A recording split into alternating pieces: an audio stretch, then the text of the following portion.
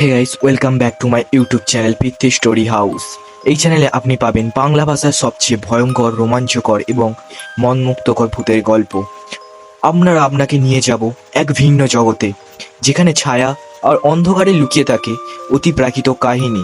এখানে পাবেন ভৌতিক স্থান, পুরনো মিথ এবং বাস্তব জীবনের ভৌতিক গল্প, যা আপনার রক্ত হিম করে দেবে।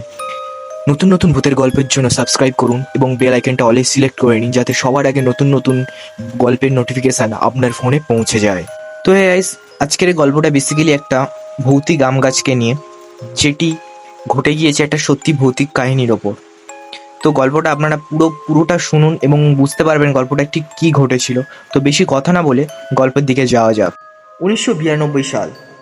তখন আমি সপ্তম শ্রেণীতে পড়ি। বয়স হবে প্রায় 12 বা 13।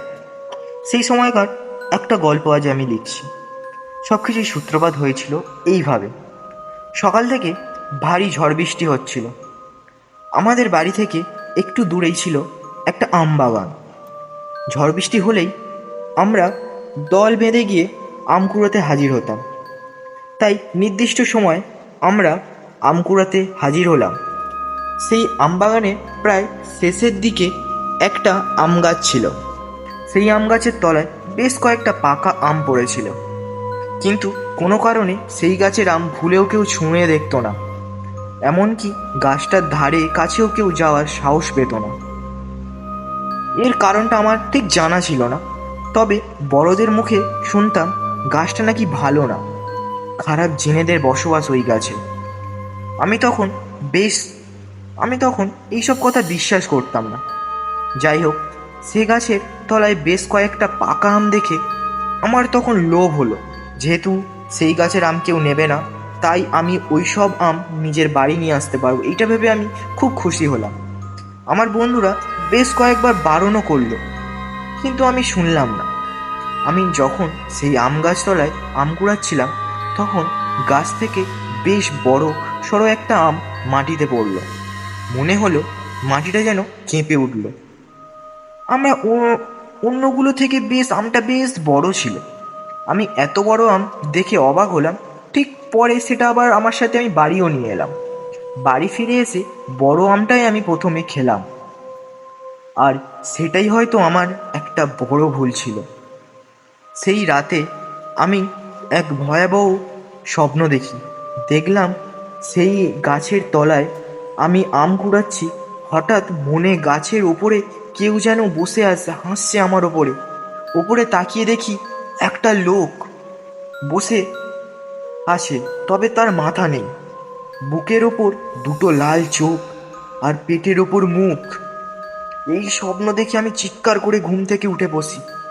আমার চিৎকার শুনে বাবা মা দৌড়ে আসে। তাদের স্বপ্নের কথা খুলে বলি। তারা বিষয়টাকে স্রেফ একটা দুঃস্বপ্ন বলে উড়িয়ে দিল। পরদিন থেকে আমার ধুম জ্বর, শরীর কাঁপিয়ে জ্বর এলো। পরে আমার মা হঠাৎ আবিষ্কার করে আমার হাত পা কালো হয়ে যাচ্ছে।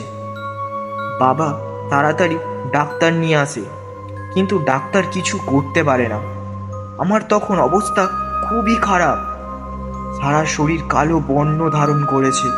প্রচণ্ড ব্যথায় হাড় যেন জ্বলছে।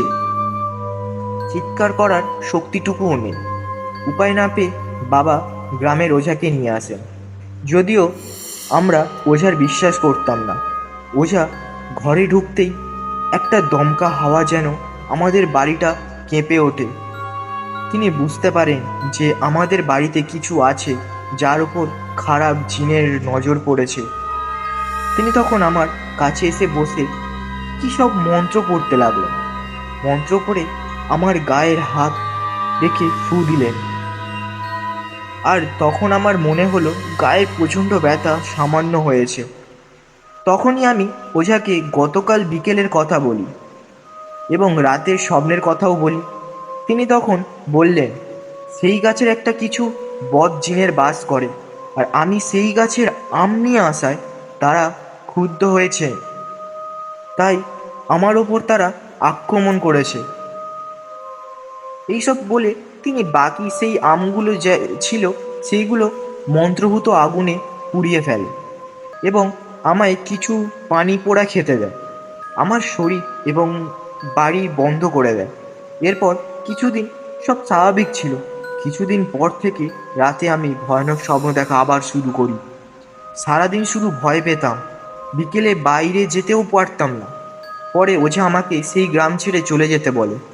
কিছুদিন পর আমরা গ্রাম ছেড়ে অন্য গ্রামে শিফট করি। তারপর সৃষ্টিকর্তার কৃপায় ধীরে ধীরে আমি সুস্থ হয়ে উঠি।